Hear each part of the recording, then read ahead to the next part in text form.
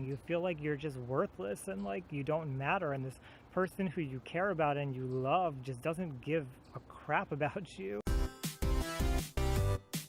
In my head. Hey everybody, so before I get to today's video, I will be heading into the woods like I normally do in my videos. Somebody just pulled up, they just went into the woods. I don't really like to do videos when there's somebody around that can kind of like witness me doing videos. So I want to talk about what I did today. I went to the American Foundation for Suicide Prevention walk, and I have some buttons here. You can't see that well. Be the voice is the motto. This is not something that was like sponsored or anything for me to promote, but I went because I wanted to learn a little bit more. And I was actually really surprised at how many people showed up, because I don't know, I'm just not so aware of the mental health community out here on Long Island. I know there are people, I know there are organizations, but I'm just not in touch with that community. I'm still kind of getting to know things myself. And I was really, really surprised at how many people showed up for this walk. So I want to just give a couple of shout outs to some organizations that I very briefly touched upon and learned about while I was there, and I'm going to go home and still do some more research on. So first up, I have the American Foundation for Suicide Prevention. They're proud to support the LGBTQ+ community. I happen to be gay myself, and it's important because our community in general has higher rates of suicide. So I appreciate that they make note of that. Here's the website if you want to go ahead and head on over there. They have a goal of reducing suicide 20% by 2025 in general. So it doesn't matter if you're gay, whatever's going on in your life, if you're suicidal, it matters and we care about you, and their goal is to reduce that. I saw this organization that was there, Emotions Matter, BPD Advocacy, Awareness and Connection. Here is the website and phone number should you be interested. Garden City, New York. I believe that I had BPD myself, and I know it's very difficult for people who have BPD. As you know, I talk about personality disorders often on my channel, so I thought that might be of interest to anybody out here on Long Island. And finally, we have the Response Crisis Center. We're here when you need to talk, 24/7 hotline. There's the phone number. And it was just a little tips on how to talk to somebody who may be suicidal. Ask directly, listen without judgment, help to create safety, help build connections to resources, follow up and check in regularly. So thank you to these organizations for doing the work that they do. I appreciate them being there. Let's get on to my video. So on today's topic, I wanted to talk about stonewalling abuse. Stonewalling abuse is something that I have gone through myself. I am pretty sure I've done it to other people before, and we need to talk about it because it's very painful and it really destroys relationships. So stonewalling is a form of emotional abuse, and we typically maybe think of it as the silent treatment, but we need to discuss what's going on when somebody's giving the silent treatment, why they might be doing it. Now, I always have to be cautious when I'm talking about abuse to remind people that emotional abuse is a pattern that happens over time. We all do things that are emotionally abusive.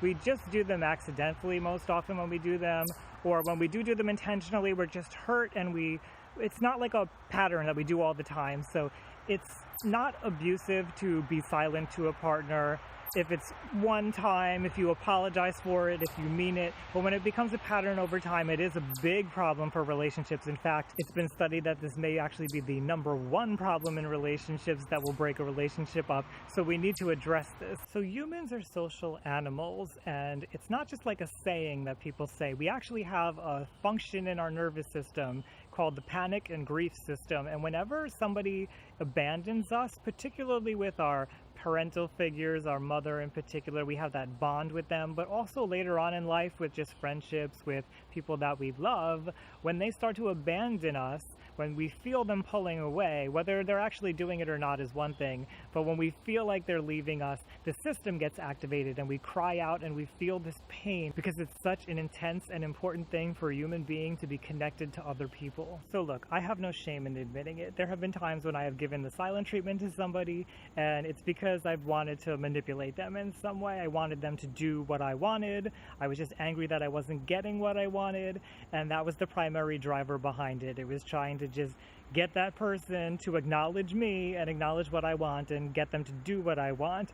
But even in that situation, there's something that's going on underneath that we need to talk about. So if we back up a minute, usually we're giving the silent treatment because we're getting some kind of resistance to something. And what that means basically is that our needs aren't being heard. Our desires are not being heard. And something about the way that our partner is interacting with us means that we can't communicate well. And when we feel like we can't communicate well, when we feel like we have no say in anything, we may just shut down. And we may shut down because we actually feel threatened. You may actually feel your heart rate go up. You may feel like you're getting hot. You may feel your muscles tense because you're just like, oh, it doesn't matter how many times we get into this argument. We just keep going to the same place and we never get anywhere. And so you shut down. You freeze. It's the fight or flight or freeze response. You freeze. You don't know what to do. You feel like there's no solution and you just freeze.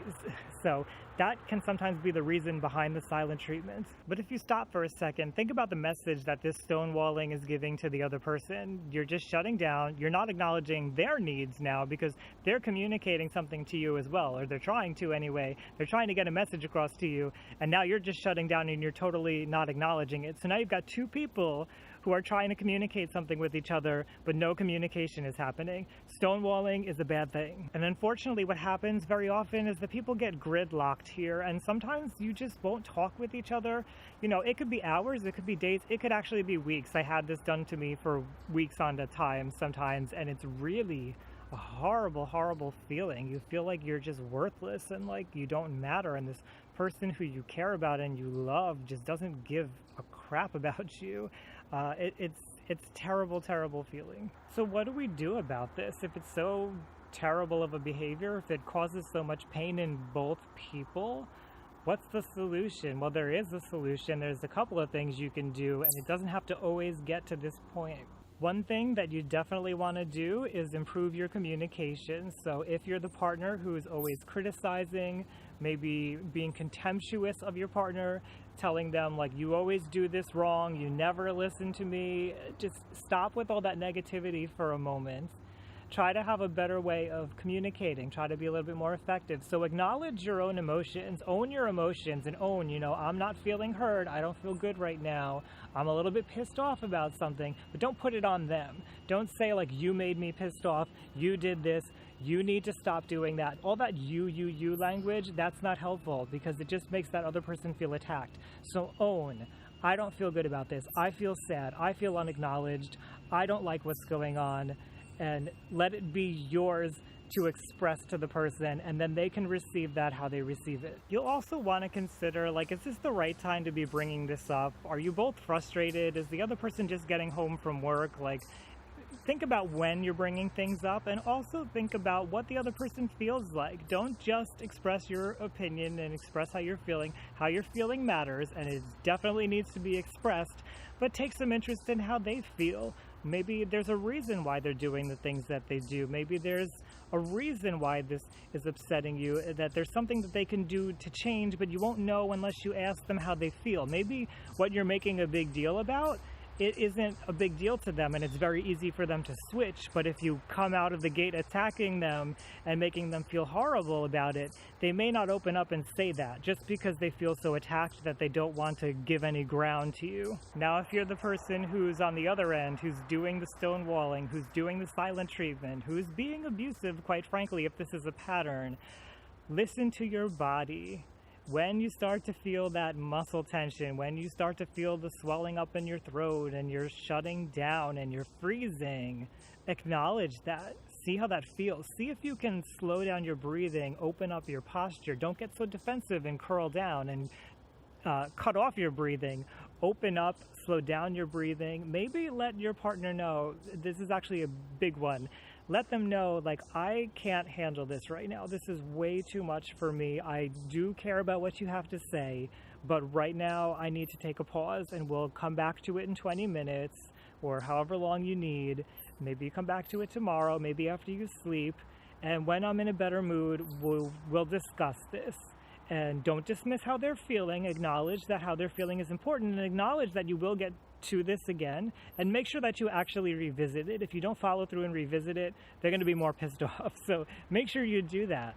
But acknowledge what's going on inside of you. See if you can soothe yourself to the point where maybe you can have the discussion. But even if you can't have the discussion, let them know, we can come back to this later. Right now, this is too much for me. And that's way, way, way better than just shutting down and ignoring them and glancing into the phone or watching the TV or doing whatever it is that you're doing to not hear them and to tune them out. Now, I've mentioned that when this becomes a pattern, it's abusive. So if you're the person who continually stonewalls and continually gives the silent treatment, know that that is really bad news for your relationship. Know that you're really hurting your partner in a way that is not good. And I know that maybe you're doing that because you're feeling hurt, but you're really throwing poison on this relationship. So if you care at all about this relationship, you gotta stop making this your pattern of how you deal with these conflicts. However, if you're on the receiving end of stonewalling and this is abusive to you and it's really wearing away at your self-esteem, it's wearing away at your security in this relationship and your trust in this person, you need to make that known, and you need to make it known quick. So what I would do if that's the situation is I would let my partner know, hey, you know what? I don't like this not communicating over things. It doesn't make me feel good. It hurts me. Remember, own everything. And so let them know whenever we have this situation going on, it really makes me lose trust in you, and it really makes me not enjoy this relationship, and I feel distant from you. If this continues to happen, I'm going to distance myself from you. Like, set a boundary there and set a consequence, and let them know if you continue to behave this way, we're going down a bad path, and I will eventually break up with you, is kind of what you're insinuating. Don't make a threat out of it, but just let them know calmly, this, you know, if you continue to do this, it's not okay. It's not okay for us to have a relationship where we're not communicating.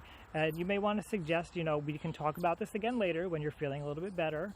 We can talk about maybe seeing a couples therapist who can help us suss out what's going on here, but this is not acceptable. And then from there, what I would do is just go about my day the way I normally would, whatever I would do to enjoy myself apart from that person, because you've communicated to them, you know, this isn't working for us right now, this not communicating, so I'm going to distance myself. I've let you know, I let you know how I feel, and don't let it get to you. Don't let that silent treatment poison you. Don't get hung up on it. Go and do your own thing, distract yourself, and hopefully that person will come around and come back to you and be willing to discuss it when they're ready. Now, if you find that this is a recurring problem in your relationship, you have trouble expressing your emotions, your partner has trouble, you just have difficulty around this in general, you may want to go and see a couples therapist.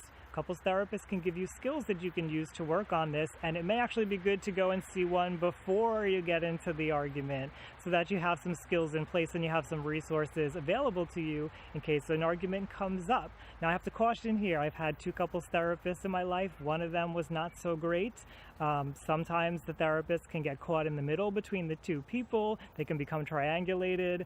They may not understand the situation fully. It can get complicated. So find a good couples therapist and make sure that you get somebody who actually hears you and you feel like they get your needs, they hear your partner, they get your partner's needs. Don't make it so that one person is the focus of the problem, because there's always 2 people involved and there's always something that both people can do to make things better. And again, with caution, I just want to say, if somebody has a pattern of stonewalling, if they have a pattern of the silent treatment, there could be an underlying condition here, like a personality disorder, that's not changing anytime soon.